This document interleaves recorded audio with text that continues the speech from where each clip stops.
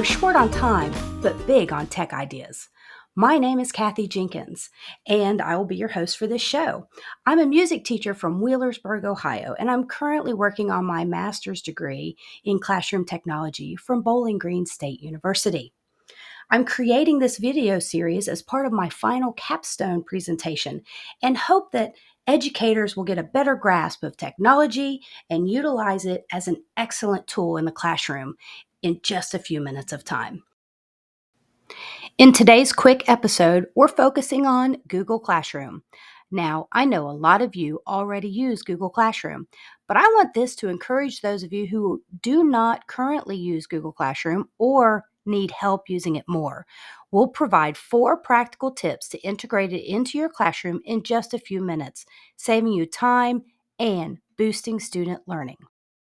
The 4 tips I want to talk about today are setting up a classroom in Google, how to create assignments, attach files, and finally, the importance of creating a filing cabinet to help organize all of your assignments in one easy location. All right, busy educators, let's get started.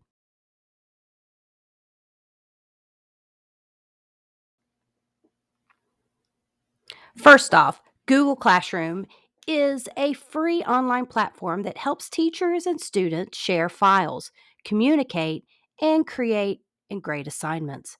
It's part of Google Workspace for Education and is primarily used by teachers and students in schools. Now, setting up a class is super easy. You're going to start by either going to Google Classroom or just classroom.google.com, or you can go over here to the corner and click on your waffle, the 9 little circles that say Google Apps. From here, you're going to look for the classroom icon. When you click on that, it's going to bring you to your classroom. Now, if you don't have any classes set up, you're going to see that the screen is blank, but I've got some classes set up, so I just want to show you how this is done. So first, we're going to go to this upper right-hand corner and click the plus sign. From here, you're going to simply create a class. Now, for the sake of this, we'll call our class Tech Talk, and you don't really have to worry about any of this other stuff unless you're at a school where you need to know the section, the subject, the room. Like in mine, I might put music, and down here, I might put my room number, but we don't really need to do that to show you how this works today. So you just hit create, and guess what? Give it a couple seconds, and you'll have created your first class. Now, some schools do this differently. Our school is a Google school. Our IT department goes ahead and sets up classes for all the teachers. Unfortunately, being a music teacher, I get to school and I've got 37 different classes set up in my Google Classroom. I end up archiving all of those and creating my own. It's just helps me to label those classes to make it easier for me to work with. And sometimes I'll work with the tech teacher to get my students logged in the first time so I don't have to do it with every class. So from here, there's a few things I want to show you in Google Classroom. Over here on the left are your basic things. Here's home. This will take you back to your classroom dashboard where you add new classes or archive classes. Obviously, you've got calendar, resources. And here is teaching. This shows all of the classes you've made. Now, if you don't want to look at that, you don't have to. Archives and your settings. But let's go through this screen step by step, just a little bit to talk to you about the different things we can do. I'm an artsy person, so my first thought is, what can I make my classroom look like to be unique? Now, if at any time you can go up here and customize, you just hit that customize button. You can change the color. You can select a photo that they have. They have several different ones, sports, other. We'll keep it at the general, and let's use tablets because our kids use a lot of tablets these days in class. And we'll just select, save, and there you go. Now, the cool thing is you can upload your own picture as well. So if you want to put up the picture of the beach or your classroom, by all means, you can just customize it the way you want. So let's start up here at the top. and show you the stream. This is your front dashboard for your students to see. This is where you can make announcements. Welcome to Tech Talk, and you can post it. Now, once your students are in here, they can see that. Maybe you can say, hey, why don't you tell me what you like best about technology? And kids can answer, in this thread. Or you can always go in and mute kids as well. Easily, the three dots, like most things, you can edit it, delete it, or copy a link.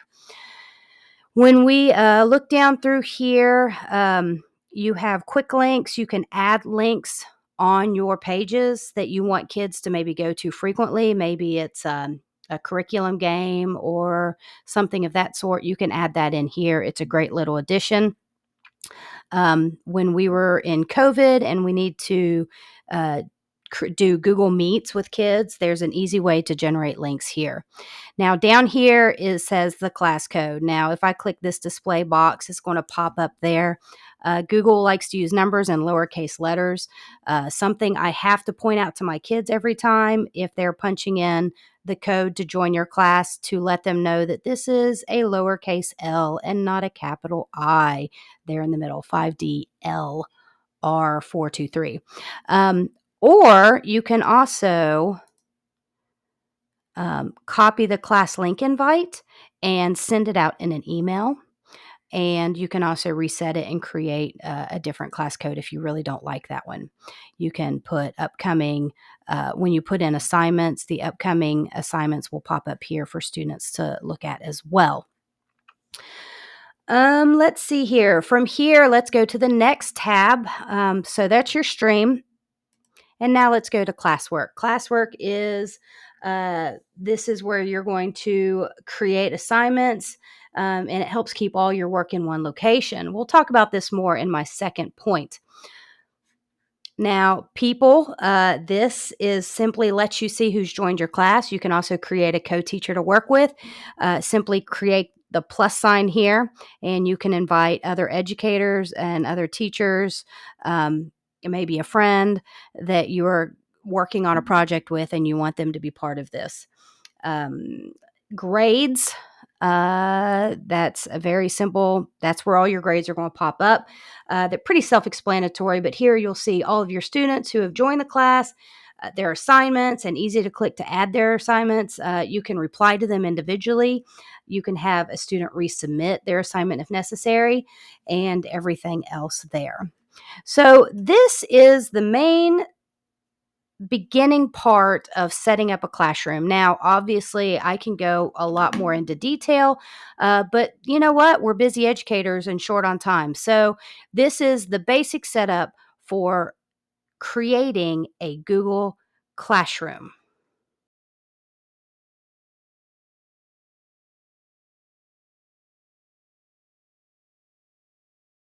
All right. Once we've set up a class in Google Classroom, our next point to discuss is creating assignments. So from your home page, you're going to go back to that classwork tab that we talked about earlier. When you click on this, it's pretty straightforward. Create. And so from here, you've got a few different options. You've got assignment, Kami assignment, quiz assignment. You can post a question, post material, or you can reuse posts. Reuse posts is a really neat thing that I'll get into when we talk about our digital filing cabinets in segment 4. So to get us started, let's just simply create an assignment. When your assignment page opens up, there's a few options. Your first one is title. I'm going to use music journal because that's what I have my kids do. And then you're going to put in your instructions, whatever you want to put in there, you can add.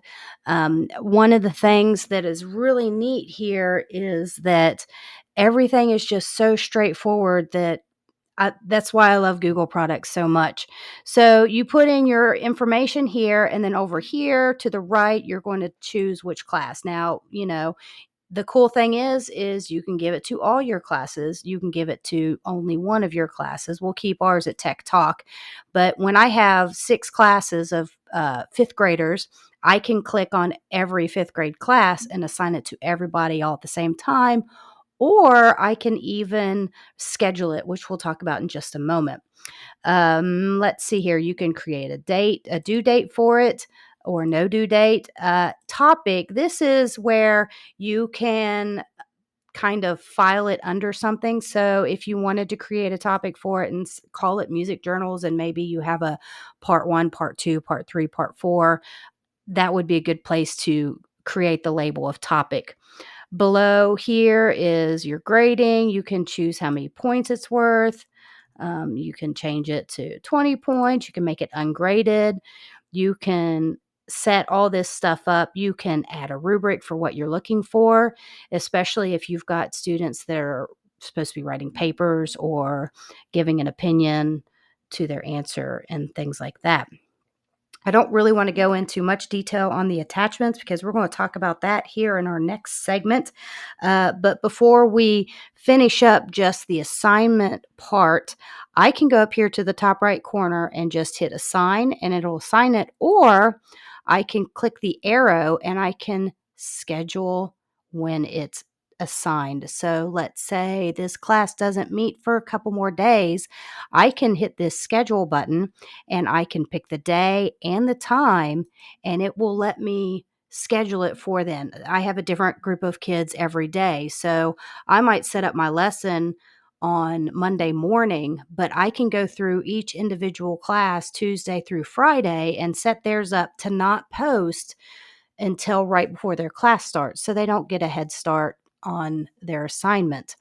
But once you hit the assign button, it's going to click over to here and you'll see it under classwork, music journals. They'll click on it and it'll have what the assignment is, and you'll have how many kids in your class will go right here and show you how many it was assigned to. And as they turn it in, you'll be able to see those numbers. You can also click here and view the instructions. So when you go back to your stream, you will see I posted a new assignment, music journals, and the kids just click on that and it takes them to that assignment. From here, this is where your students, it will pop up when they turn it in and you can create it.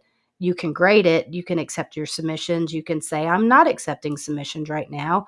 And once you're ready to submit, you'll just click that. And all of your students' boxes will turn up here and you'll be able to grade them easily and get them back to them in a timely manner. And let's see here. I believe that's all I've got for setting up an assignment. From here, we're going to go on to our next segment, which is attachments.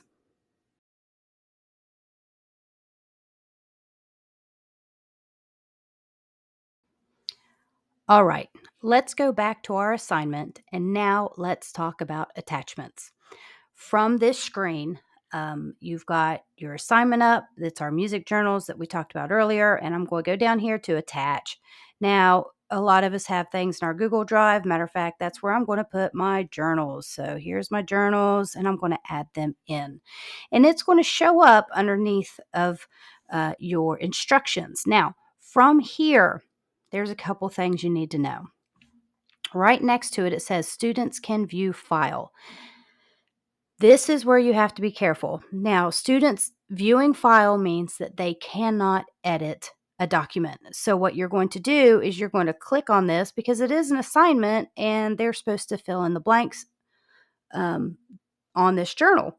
So you can go here to students can edit file. Unfortunately, that edits your original file. So what you want to do is come below that and say make a copy for each student.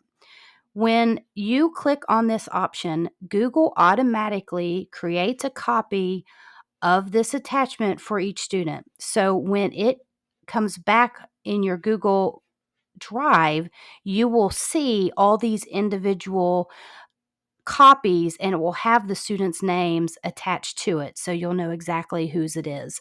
And you can go back and clean up your Google Drive later from this because all of these are going to be located here in Google Classroom as well.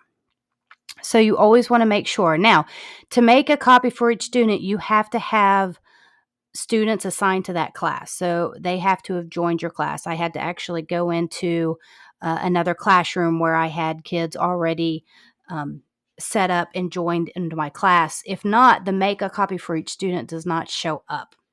But enough about that. So we've attached our document. Super easy peasy lemon squeezy. Now, if you'll notice on the attached part, there's a ton of things we can do. This is a new thing with YouTube. When you click on this attachment, you can search YouTube. Let's say I want to look up Hound Dog by Elvis, because that's one of the songs that my kids are learning about. And they're learning about Elvis. So I know that this performance of Hound Dog on the Ed Sullivan Show is a good one. I'm going to click on it, and it's going to, I can add video. I can also add questions to the video as well. So I'm going to go ahead and add the video, because we'll say that that's the song that they are um, filling in their information about, and I want to attach a video so that if they want to watch the video later, they can. Next, with our attachments, you have create. This is where you can create right here within the assignment a doc, a slide, sheets, drawings, forms. We're not going to do that. That's just an added thing. We have practice sets. This is a new thing from Google, and we will talk about that in a later episode. So going back, and we have an upload. You can upload, maybe you have a document on your computer you want to upload, or you want to put a picture up, you can do that. And you can also attach a link. So let's say you have there is a website that I want my kids to go to create some music. I can put the link directly here, and they'll click on it. It takes them directly to that website, and they're able to do everything that they need to do. Again, once you've got your attachments on there the way you want, you can go over and assign them like we talked about in the last segment. You can also attach a rubric here on the right to your lessons if you've already created one, and that, the kids know what to expect with that assignment. And that is it for this segment. And let's move on to our last segment and talk about digital filing cabinets.